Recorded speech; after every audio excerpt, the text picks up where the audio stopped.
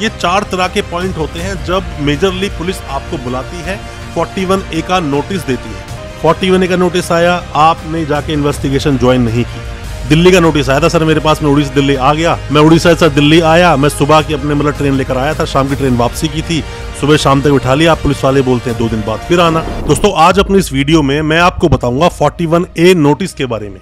41A CrPC को आप जब पढ़ेंगे तो वहां पर 41A के अंदर भी चीजें कुछ मेंशन है जो आपको समझनी चाहिए। दोस्तों 41 जो सेक्शन है सीआरपीसी का, the code of criminal procedure, जो 1973 का जो एक्ट बोलता है, हालांकि काफी बड़ा है, पर इसमें 41A का एक नोटिस जो सेक्शन बोलता है उस पर काफी सारे सवाल हैं आप सभी के दिल में, क्योंकि बहुत सारे वो लोग जिनको ये नोटिस मिला है या फिर बहुत सारे वो लोग जिनको नोटिस ये मिलने वाला है बट उनको पता है किसी केस में उनका नाम आया है, कुछ पूछताछ पुलिस उनसे करने वाली है, या फिर कई लोगों के दिल में ये डर होता है कि हमें 41A का नोटिस मिला है, अगर हम गलती से चले गए पुलिस स्टेशन या पुलिस वाले के सामने चले गए तो हमें वो अरेस्ट कर लेगा।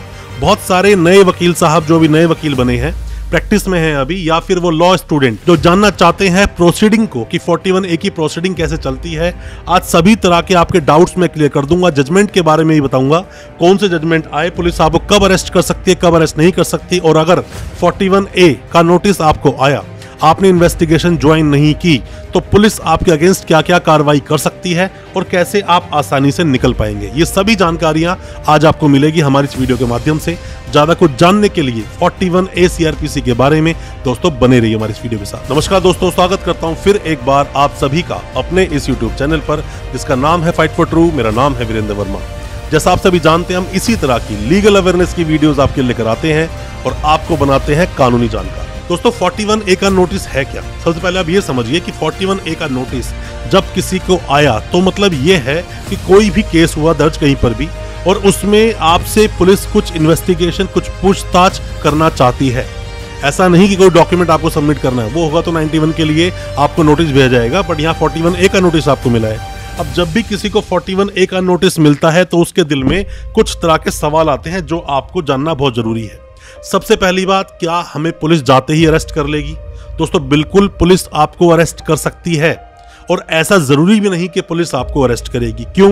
कि जब आपसे पूछताछ की और उस पूछताछ में सारे एविडेंस आपके साथ कनेक्ट हो गए या आपने जो जो चीजें बताई वो सारी चीजें आपके अगेंस्ट चली गई, क्योंकि आपको मामला तो पता नहीं है, पुलिस पहले पूरा मामला आपको बताएगी नहीं कि पूछताछ बाद में शुरू करेगी, पहले आपसे सवाल जवाब पूछना शुरू कर देगी पुलिस। आप देखोगे कि जब आपके पास 41A का नोटिस आता है उस पर FIR नंबर तो लिखा होता है बट FIR साथ में नहीं आती है, और पुलिस 41A का नोटिस जो भेजती है उसके बहुत सारे कारण भी होते हैं। सबसे पहला कारण, मान लीजिए कि आपकी इन्वेस्टिगेशन करनी है दिल्ली में और आप रहते हैं बिहार में, उड़ीसा में, गुजरात में, काफी दूर रहते हो, मतलब कि आप बॉम्बे आप रहते हो, कहीं पर भी आप रह सकते हो, तो बहुत दूर है। तो क्या ये आने जाने का खर्चा ये पुलिस को मिल जाता है? मतलब आपको फ्लाइट से भेजेंगे उस पुलिस वाले को, आपके पास जाएंगे, आपको अरेस्ट करके लाएंगे। दोस्तों ये सब ना खर्चे कई बार पुलिस को अपनी जेब से करने पड़ते हैं। दूर का मामला देखते हुए पुलिस आपके पास कई बार नहीं पहुंचती, 41A का नोटिस दे देती है, जैसे आप ज्वाइन करेंगे तब आपको अरेस्ट कर लेंगे। एक तो ये भी मामला बन जाता है। दोस्तों अगर ये वीडियो आपको अच्छा लग रहा है तो अभी इस वीडियो को लाइक करें,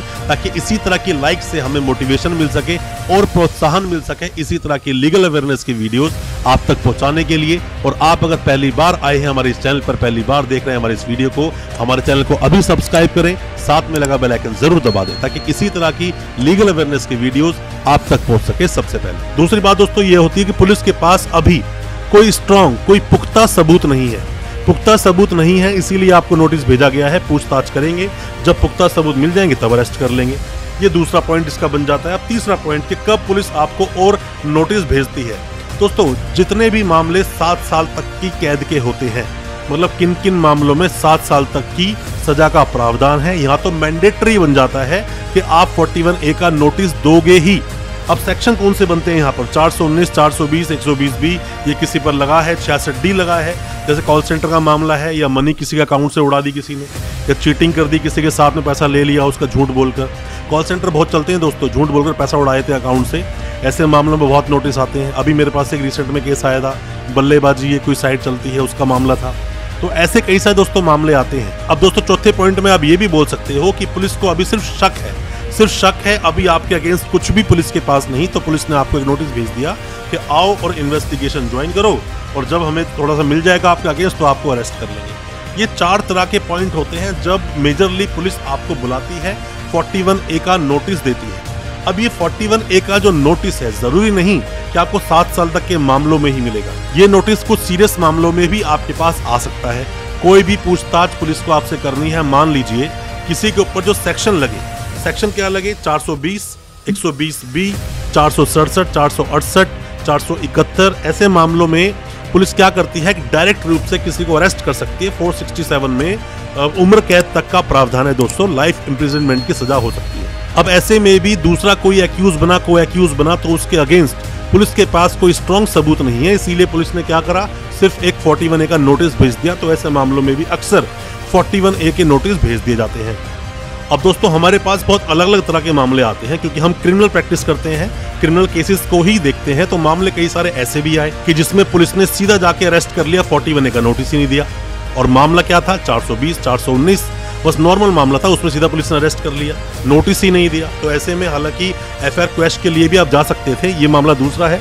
बट ऐसा भी कई बार देखा गया कि बिना नोटिस के अरेस्ट कर लिया। ऐसा भी कई बार देखा गया कि कोई 41A में नोटिस उसे मिला, वो पुलिस स्टेशन गया इन्वेस्टिगेशन ज्वाइन करने और पुलिस ने उसको वहीं बैठा लिया, मतलब उसको अरेस्ट कर लिया, जेल भेज दिया, बाद में उसकी बेल हुई। ऐसे मामले कई सारे आते हैं। तो दोस्तों ऐसे मामलों में आप करोगे क्या? दोस्तों आपके पास अगर कोई भी 41A का नोटिस आया है, इन्वेस्टिगेशन आप ज्वाइन करें और कोशिश करें कि आपके साथ आपके वकील साहब जाए या फिर कोई भी कानूनी जानकार जाए, और आपको लगता है कि मैं हर तरह के सवालों के जवाब सही से दे दूंगा, तो आप खुद चले जाइए। अब पुलिस अरेस्ट करेगी या नहीं करेगी वो बात की बात है, पर मैं आपको ये बता दूं, पुलिस आपको अगर अरेस्ट करेगी तो भी रीजन लिखेगी, उसको रीजन लिखकर देना होगा अरेस्ट क्यों किया। और पुलिस अगर आपको अरेस्ट नहीं करेगी तो भी वहां पे रीजन लिखेगी कि आपको अरेस्ट क्यों नहीं किया। तो डिपेंड करता है किस तरह से आपने सवाल जवाब जो वहां पे हुए, पुलिस स्टेशन में आपको बैठाकर जो सवाल पूछे गए उनके जवाब आपने किस तरह से दिए। बेहतर यही होता है कि आप किस जानकार को अपने साथ ले जाओ या अपने वकील साहब को साथ में ले जाओ। और दोस्तों ये तो चलो एक बात हुई कि हाँ पुलिस आपको अरेस्ट भी कर सकती है। अब बात ये आती है कि 41A का नोटिस हमारे पास आ गया, अब उसके बाद पुलिस आपके अगेंस्ट कार्रवाई क्या क्या कर सकती है। दोस्तों आपके पास 41A का नोटिस आया तो FIR ऑब्वियसली बात है कहीं ना कहीं लॉन्च हुई होगी। 41A का नोटिस आया, आपने जाके इन्वेस्टिगेशन ज्वाइन नहीं की, पुलिस ने आपको दूसरा नोटिस दे दिया कि भाई फिर से सेकंड नोटिस आपके पास आ गया, फिर भी आपने पुलिस जाके इन्वेस्टिगेशन ज्वाइन नहीं की, 2 नोटिस आपको पुलिस ने दे दिए। अब पुलिस क्या करेगी, सीधा कोर्ट को अप्रोच कर लेगी आपका अरेस्ट वारंट मांगने के लिए कि ये बंदा नहीं आ रहा है, इन्वेस्टिगेशन ज्वाइन नहीं कर रहा है, कई सारी बातें होती हैं। मामले में BW बेलेबल वारंट इशू होता है, उसके बाद NBW इशू होता है, नॉन बेलेबल वारंट। फिर भी आप नहीं आ रहे हो, फिर भी आपके पास नोटिस भेजा जा रहा है, लगातार नहीं आ रहे हो, आप कोर्ट में पेश नहीं हो रहे हो, नहीं आप पेश हो रहे सामने पुलिस वाले के।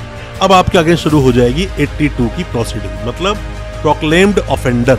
इस पर मैंने डिटेल्ड वीडियो बनाया है, इस वीडियो को आपने अगर देखा हो तो अभी हम जो थंबनेल दिखा रहे हैं थंबनेल उसी वीडियो का है, इस वीडियो को भी आप देख सकते हैं। हालांकि इस वीडियो के एंड में मैं उस वीडियो को जरूर डाल दूंगा ताकि आप उस वीडियो को देख सके भगोड़े के साथ में किस तरह से इलाज करती है पुलिस या कोर्ट। 82 की प्रोसीडिंग चल जाएगी, फिर भी आप हाथ में नहीं आ रहे, अब 83 की प्रोसीडिंग चलेगी कुड़की की। हालांकि लंबा प्रोसेस है, पर मैं आपको बता दूं ये प्रोसीडिंग पुलिस फॉलो कर सकती है कोर्ट की सहायता से, कोर्ट ही ऑर्डर करेगा तभी आपकी ये प्रोसीडिंग चालू होगी। अगर पुलिस ने आपको अरेस्ट कर लिया बिना 41A का नोटिस दिए, बिना कोई स्ट्रॉन्ग रीजन टू बिलीव कि आपको अरेस्ट करना बहुत जरूरी है, बस ये नहीं कि पुलिस के पास पावर है किसी को अरेस्ट करने की तो किसी को भी अरेस्ट कर लेगी, वहां रीजन मेंशन करना ही पड़ेगा। अगर रीजन मेंशन नहीं करेंगे उनकी नौकरी पर बात आएगी। दोस्तों पुलिस वालों की, ऐसे जो पुलिस वाले होते हैं जो अपनी मनमानी चलाते हैं, उनको सीधा करने के लिए वकील साहब बड़ी आसानी से कोर्ट में इनको बुला लेते हैं। सवाल जब पूछे जाते हैं तो सस्पेंड हो जाते हैं ये लोग, वर्दी तक उतर सकती है इन लोगों की अगर वो अपनी मनमानी करेंगे। ऐसे अपनी पावर का मिसयूज नहीं कर सकते, चाहे आपको अरेस्ट करें चाहे आपको अरेस्ट ना करें, दोनों के ही रीजंस लिख कर देने पड़ेंगे। पुलिस अपनी पावर का मिसयूज नहीं कर सकती। और ऐसे ही आपको अरेस्ट कर लिया, 41A का नोटिस नहीं दिया और कोई रीजन भी नहीं है उनके पास अरेस्ट करने का, तो ऐसे मामलों में हम बोलते हैं इल्लीगल अरेस्ट। ऐसे मामलों में हाई कोर्ट आपको जरूर जाना चाहिए। अब दोस्तों बात आती है कि 41A का जो नोटिस है आपके पास रिसीव हो गया, आपको लगता है कि अप्रीहेंशन है ऐसा कि अगर आप गए तो पुलिस आपको अरेस्ट कर ही लेगी, तो क्या रेमेडी है? अब जरूरी तो नहीं है कि आप पुलिस आप इन्वेस्टिगेशन ही करें, तो ऐसे में आप क्या करें, आप एंटीसिपेटरी बेल लगा सकते हैं। एंटीसिपेटरी बेल लगाएंगे सेशंस कोर्ट में, सेशंस कोर्ट अगर बेल डिसमिस मार दे तो आप जाएंगे हाई कोर्ट, हाई कोर्ट ने डिसमिस मारी जाएंगे सुप्रीम कोर्ट। पर मैं आपको दोस्तों बता दूं 41A में अगर आपने एंटीसिपेटरी बेल लगाई है, आपको कुछ ना कुछ रिलीफ मिलेगा, जरूर आपको रिलीफ मिलेगा कोर्ट से, और आप उस केस में सही तरह से अपने आप को प्रेजेंट कर पाएंगे, साथ में अरेस्ट से बच भी सकते हैं। फिर भी एक और ऑप्शन मैं आपको दूंगा, अगर आपको लगता है कहीं कोई किसी तरह की इन्वॉल्वमेंट ही नहीं है तो आप 482 में आप क्वेश्चन के लिए जाओगे हाई कोर्ट। इनहेरेंट पावर है हाई कोर्ट को, जिसमें कि वो एफआईआर को क्वेश कर देंगे और आप उस केस से पूरी तरह से निकल जाओगे, कभी वो केस चलेगा भी नहीं, क्वेश कर दिया जाएगा वो केस, और आपका जो नाम उसके बीच में आ रहा था आपका नाम पूरी तरह से हटा दिया जाएगा। ये रेमेडी भी आप इस्तेमाल कर सकते हैं। अच्छे वकील अगर आपके साथ हैं, अच्छे क्रिमिनल वकील आपके अगर साथ हैं, तो आपको इन चीजों जरूर निकाल देंगे। ऐसा ना हो कि आप गलतियां कर लें, चीजों को समझ ना पाए। अब दोस्तों बात आती है कि भाई 41A का नोटिस मेरे पास तो आया था सर, मैं गया, मैंने इन्वेस्टिगेशन ज्वाइन भी कर ली। अब ज्वाइन करने के बाद क्या हुआ, मैं गया वहां पर, मुझे सुबह बुला लिया, शाम तक बिठाए रखा, सवाल कुछ पूछे नहीं, मुझे बोल दिया ठीक है आप जाओ, अब परसों आना। अब सर मैं तो दिल्ली से गया हूँ, कहाँ पर कि मतलब उड़ीसा से मैं आया हूँ दिल्ली का नोटिस आया था सर मेरे पास, मैं उड़ीसा दिल्ली आ गया। मैं उड़ीसा से दिल्ली आया, मैं सुबह की अपने मतलब ट्रेन लेकर आया था, शाम की ट्रेन वापसी की थी, सुबह शाम तक बिठा लिया। पुलिस वाले बोलते हैं 2 दिन बाद फिर आना। सर मैं 2 दिन के बाद फिर से गया, फिर वही काम कि सुबह शाम तक बिठाया, फिर से वो बोलते हैं कि ठीक है दोबारा बुलाएंगे तब आना अगले हफ्ते। तो ऐसे मामलों में दोस्तों बात क्या होती है, दोस्तों पुलिस वाले ना कई बार देखा जाता है कि मामलों में बिना बात के परेशान करते हैं। परेशान क्यों करते हैं आपको अच्छी तरह से पता है। जब वो आप सॉल्यूशन कर लेते हो पुलिस वाले के साथ में मिलकर, तो वहां पर चीजें बड़ी हल्की हो जाती हैं। और दोस्तों बात सारी क्या होती है, ऐसे पुलिस वाले अगर आपको परेशान करें तो आप यहाँ रेमेडी क्या लेंगे, और पुलिस परेशान करती ही है, आपको दोबारा बुलाएंगे ही। ऐसा नहीं कि एक बार में आपको निपटा देंगे, बुलाते ही है मैक्सिमम।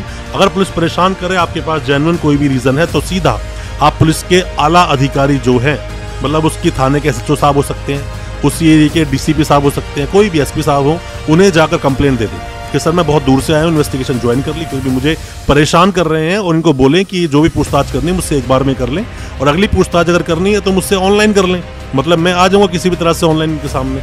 बहुत तरह की बातें होती हैं, या फिर सर मैं रिप्लाई रिटर्न में ले लें, ये भी एक सॉल्यूशन हो सकता है। इस तरह से भी आप अपनी 41A का जो नोटिस आपको आया है उसका आप पालन कर सकते हैं। अब दोस्तों मैं आपको बताता हूँ कि 7 साल तक के जो मामले होते हैं, जिनमें 7 साल तक की कैद होती है, खास करके 420 के मामले, डोमेस्टिक वायलेंस के मामले, ऐसे कई सारे मामले सामने आते हैं, उनमें पुलिस बाउंड क्यों है कि आपको 41A का नोटिस देगी। दोस्तों पुलिस इसलिए बाउंड है कि अगर देखा जाए सुप्रीम कोर्ट ने जो भी कोई जजमेंट दे दिया वो नजीर है, मतलब देश का कानून है, मानना पड़ेगा सभी लोगों को। अब इसमें क्या होता है, पहले आया था एक अरनेश कुमार का judgment, Arnesh Kumar versus state of Bihar का, जो जुलाई 2014 में आया, जिसमें बताया गया कि आप 7 साल तक के मामलों में 41A का नोटिस दोगे किसी को अरेस्ट करने से पहले पूछताछ करोगे, और अगर जेन्युइन आपको रीजन लगते हैं किसी को अरेस्ट करने के तो ही अरेस्ट करोगे, वरना आपको अरेस्ट करने की जरूरत नहीं। अभी दोस्तों 2022 में एक और जजमेंट आया था, जिसने अरनेश कुमार को तो बोला ही, साथ में ही बहुत सारी चीजें और भी बताई कि पुलिस क्या क्या नियम निभाएगी किसी को अरेस्ट करने से पहले।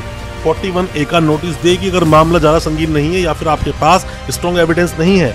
2022 जुलाई में दोस्तों ये मामला आया था, Satyendra Kumar until versus CBI. इस मामले में आप देखोगे तो दोनों ही जजमेंट जब आप ढंग से पढ़ोगे तो बहुत अच्छे से आप समझ जाओगे कि पुलिस को 41A का नोटिस देना जरूरी क्यों है। पुलिस ऐसे ही अपनी मनमानी कर नहीं सकती, और अगर मनमानी करती है तो ऐसे पुलिस वालों को आपको सबक जरूर सिखाना चाहिए। हमारी कोई भी मदद आप चाहते हैं, किसी भी तरह की आप एडवाइस चाहते हैं, नोटिस आपके पास आया है, कुछ जानना चाहते हैं, आप हमें व्हाट्सएप करें या हमें कमेंट बॉक्स में कमेंट करें, हम आपको उसका रिप्लाई जरूर करेंगे और कोशिश करेंगे आपको सही सॉल्यूशन देने की। दोस्तों उम्मीद करता हूं आज का हमारा वीडियो आपको अच्छा लगा होगा। दोस्तों अच्छा लगा हो आज का हमारे वीडियो को ज्यादा से ज्यादा अपने दोस्तों, परिजन, परिवार तक शेयर करें, ताकि वो भी अपने आप को कानूनी जानकार बना सके। हमारे चैनल को सब्सक्राइब करना बिल्कुल ना भूलें, साथ में लगा बेल आइकन जरूर दबा दें, ताकि इसी तरह की लीगल अवेयरनेस की वीडियोस आप तक पहुंच सके सबसे पहले। बहुत बहुत शुक्रिया दोस्तों, धन्यवाद हमारे इस वीडियो के साथ बने रहने के लिए।